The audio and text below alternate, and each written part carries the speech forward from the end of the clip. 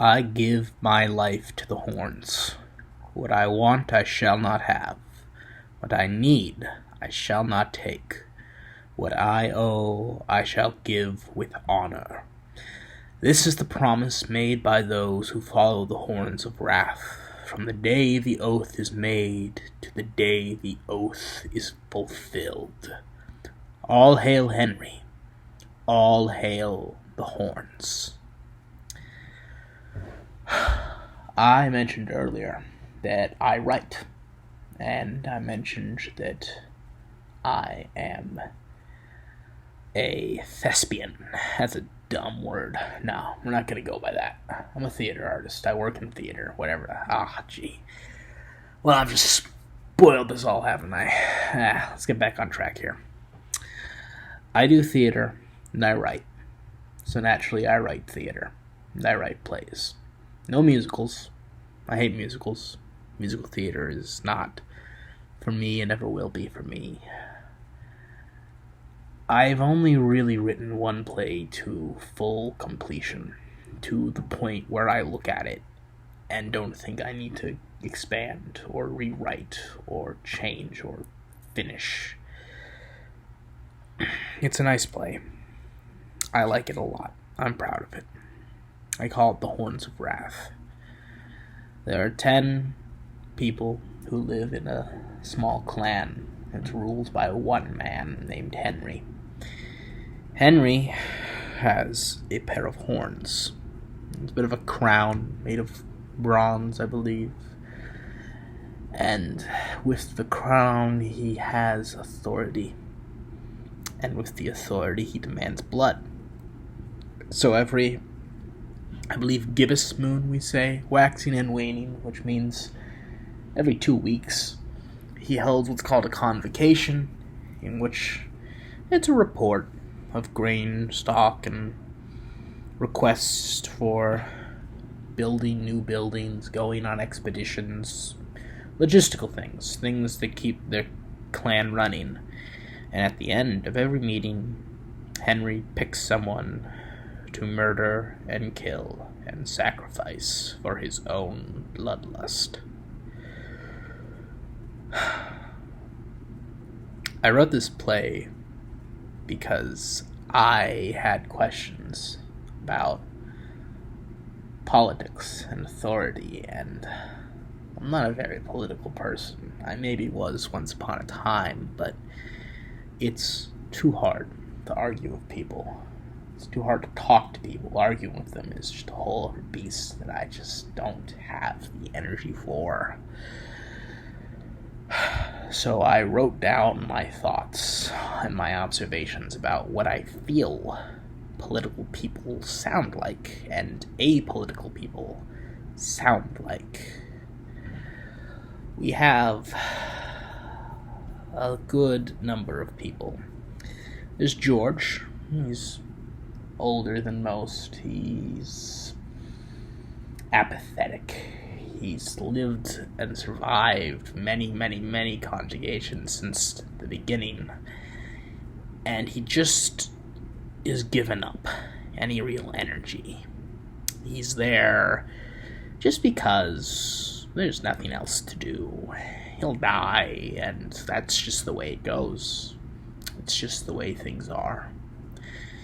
One of his closest friends is Marie. Now, Marie is a lot younger than George. She was a child when this all started, while George was just a young man. Marie just wants to leave. Marie was born into an institution of blood and murder and mutilation. And she knows that this is not all the world has to be, and at the same time, she does not know what the world could be. She's got dreams, but she doesn't really know what the difference between a dream and a reality is. There's Arthur, final member that was there since the beginning. Now, he is just as cynical as George, but he's a different approach to the world.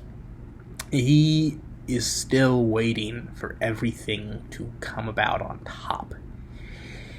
He's waiting for the day that this evil and viable institution, it's so blatantly unsustainable, breaks itself. The day that the destruction comes, that just simply won't come. Because he's waiting for someone else to make the change that he's too cowardly to do himself. And then there's Penelope. Penelope is... I'm sorry, I've made a mistake. The character I've just described to you is not Arthur. His name is Boris. Arthur is a young hunter who believes in preservation. He believes in status. He believes in government. He's proactive. He's strong. He is a leader. He is the leader that we could have had, a good leader. But he is also cognizant that there's no such thing as a good leader now, is there? Power and corruption are the opposite of mutually exclusive. They're tied together. They're inseparable.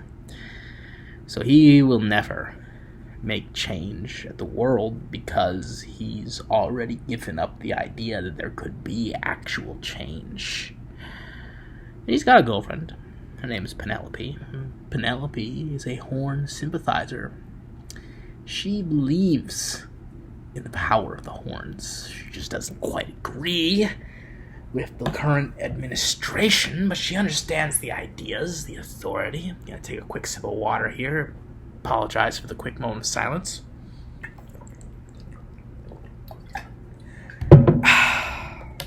And she hopes one day that she will wear the crown. She will be the Horns, and she will be Henry.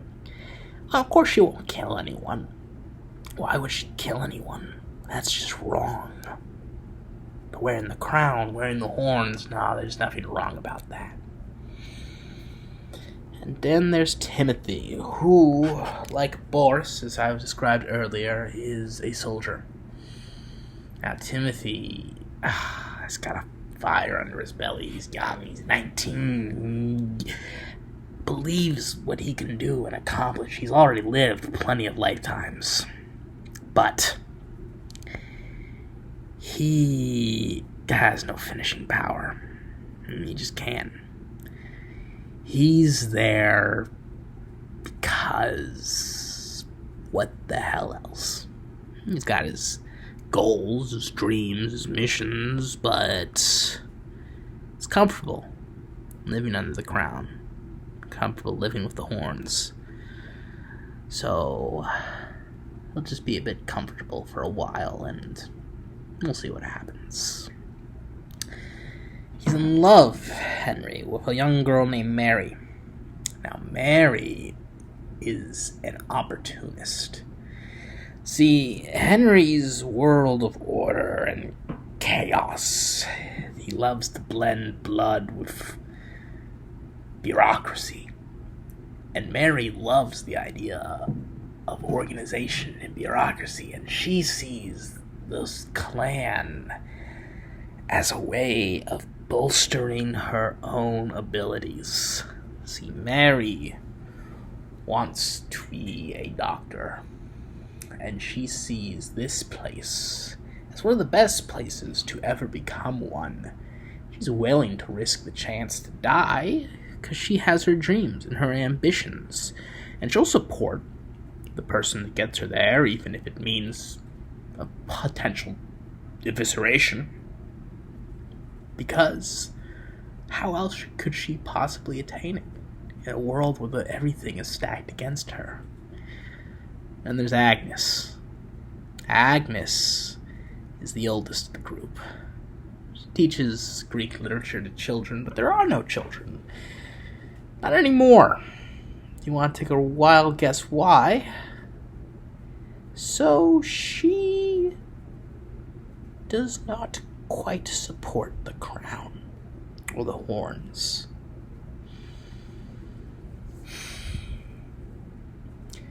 In the end, after we've met all these characters, heard what they have to say, they each get a moment to shine. They all meet at the convocation, and we find out that there was an attempt on Henry's life by Agnes. Yes, by Agnes, because she's the only one who gave enough of a fuck to do anything. Because Agnes doesn't see the good or the bad, she only sees sheds of evil. So she took a soap of poison and scrubbed Henry's robe. But Henry caught it, because Penelope told him.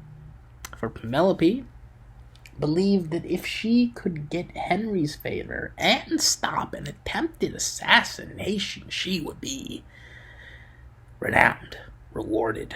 She would get the acclaim she's looking for. And so Agnes is killed. And then Henry's not done. He wants more bloodshed. He causes more bloodshed. He makes them fight each other. Boris dies. Worlds are crashing down. Henry is going into a full-forced, chaotic sense of frenzy and mania because he is in the zone. And so Henry tears out his own fucking throat. I'm not sure why he does it.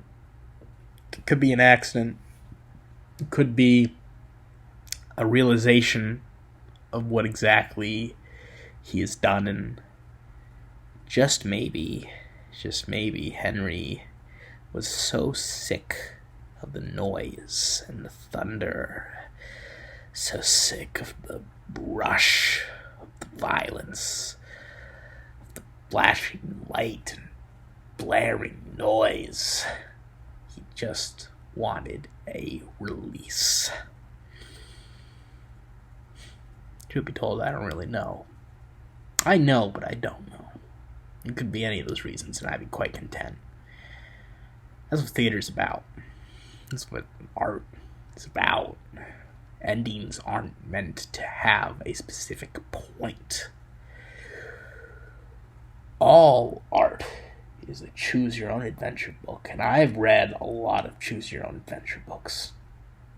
And I reserve the right to choose my adventure for everything I do as a human being with free will and a conscience and the cognitive ability to interpret and analyze. That's part of the reason why I like expressive theater more. I like the abstract, the presentational, most importantly, the fucked up. And that's why I wrote this play. It's one of the reasons why I wrote this play. There are others. One that I did finish. It's a bit of a centered around Chiron and the Ritter of Styx. He's not a boatman or a ferryman though this time. Nah, I thought I'd mix it up. He's a toll booth operator for a bridge. Yeah, it's a bridge, Industry. Things are picking up. Hell is an industry, isn't it? Hell is a business, it's a factory. That's what we like to call it. That's what we like to analyze it as. So, it's my turn to jump on that old cliche train. But, it's boring to call it just a factory to focus on the work. So, we focus on Charlie. Charlie, the toll booth operator. Charlie Chiron, you can see the connection there. And Charlie, I didn't really develop him enough. He was unfeeling and he went to felt. That's his arc, is that he developed a sense of love and affection and admiration because he spends every waking day of his life watching people get dragged to hell.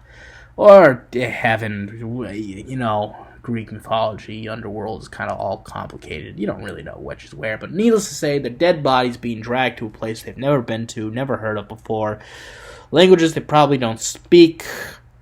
It's messy. And he's become apathetic to it. He's stopped feeling until a young woman doesn't have a coin.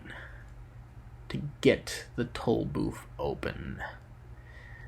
Now is standard protocol. You just get the fuck out of there and you wander around the path that exists outside of hell, which, if you want to take a guess, is nothing. Oblivion, purgatory. It is the worst possible imaginable fear because you can't imagine anything. Isn't that scary as hell?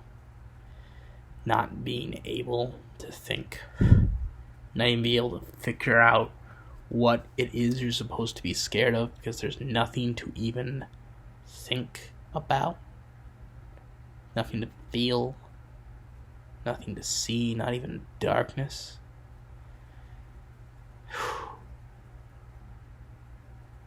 She doesn't want to go there, so she hangs out at toll booth, where at the very least she has some connection to a soul.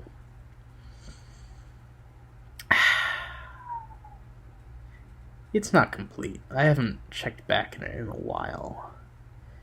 It needs some development. It's a bit of a rushed arc. Things are a little too unclear. And then there are the plays that I haven't even finished. There's Atonal. This one I like a lot. This one I wish I could finish if I had the fucking patience, which, as we know, I don't.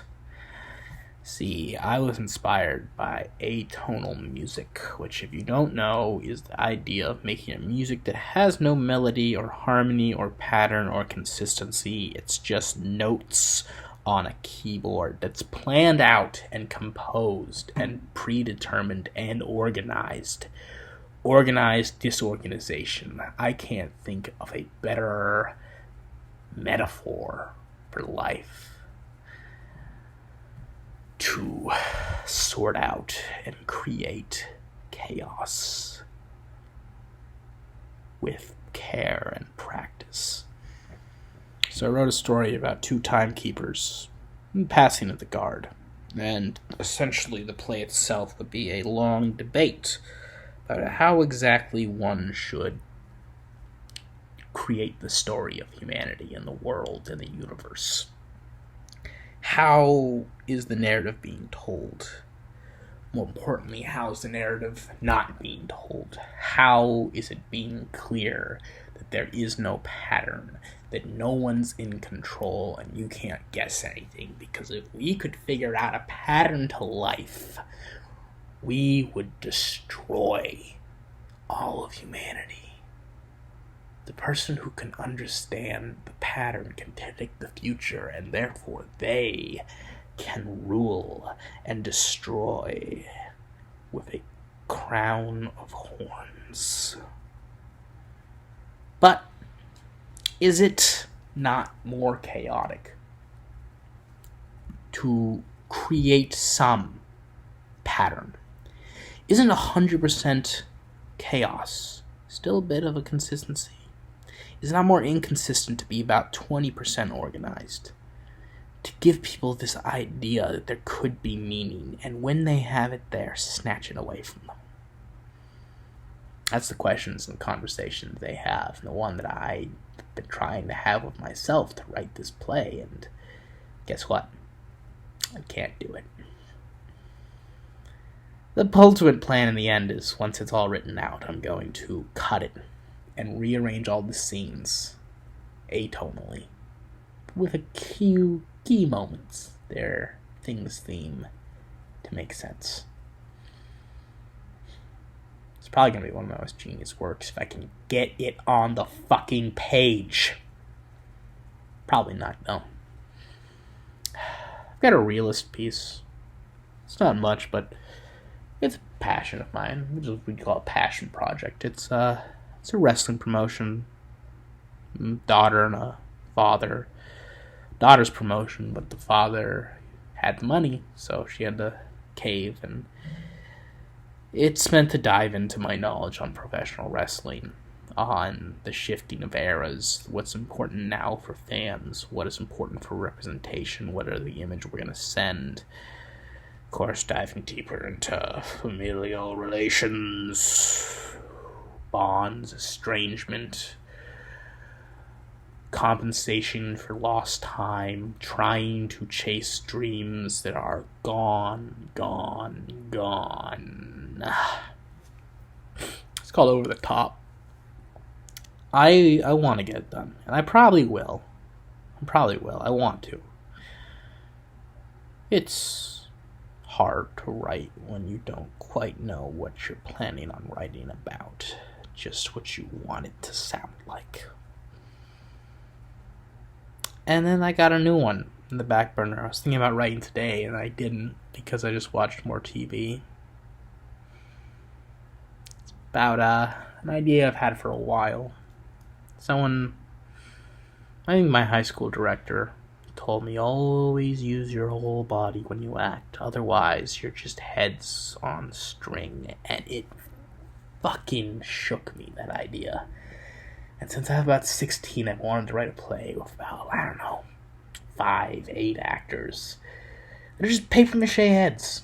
Little things of string with a bunch of little mannequin bodies on the ground, and then all the real actors are in the background, and they've got a little microphone, and they yank on the string and the light triggers them to talk, and they're just talking heads, all beheaded people in some beheaded aftermath, and they're just discussing their morality and life and what has happened to them, and I don't know what the point of it is. It just seems really fun to me. And I don't know what the story is beyond just a bunch of people talking about, how they died, why they're there, who put them there, what's the ultimate goal, is it hell, is it heaven? Nah, it would be something in between. So that's me as a writer. These are the plays I write, the stories I do. One of these days I'm going to have the nerve to try and submit The Horns of Wrath somewhere, and probably the Toll Booth. And some other stuff. We'll find out. I'm not afraid of rejection. I just don't have a plan for what to do when things are actually figured out.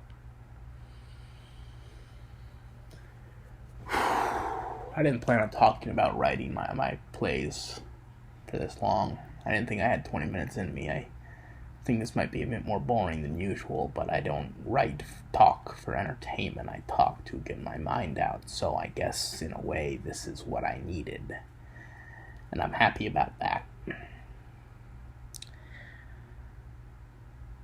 I want to keep writing. I like writing because I can't draw, so it's a good thing that I have a passion for it. But I'm not a writer. I'm not. I've got theater friends who make their writing a purpose, but I also know the theater they like.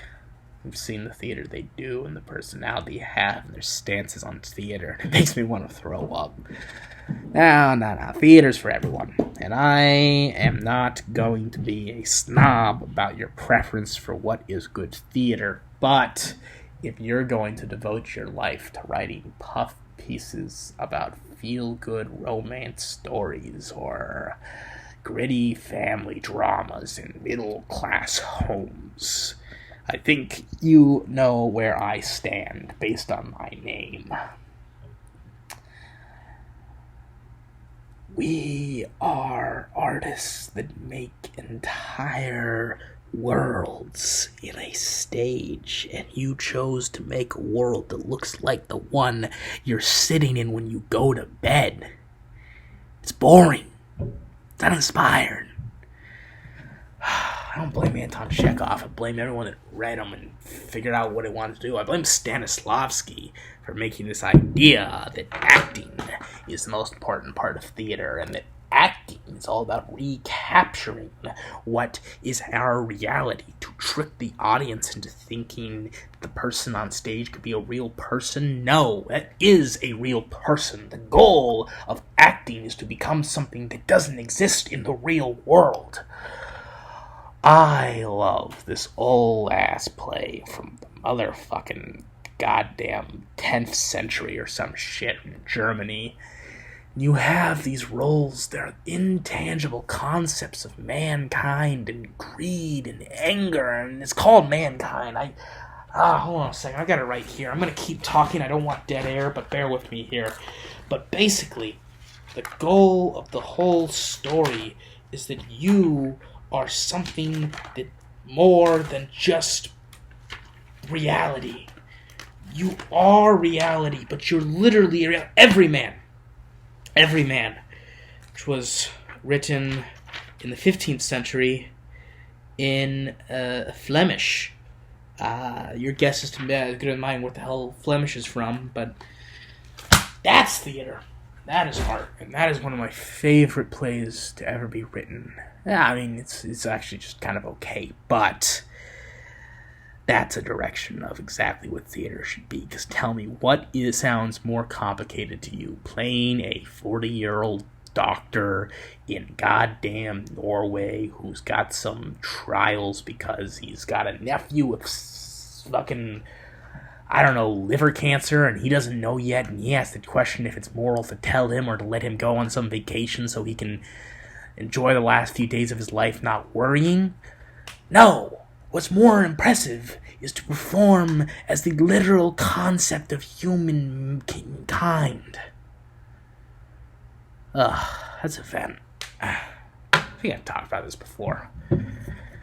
Well, I said I wanted to end this. I got a passage here, the closing passage from my play.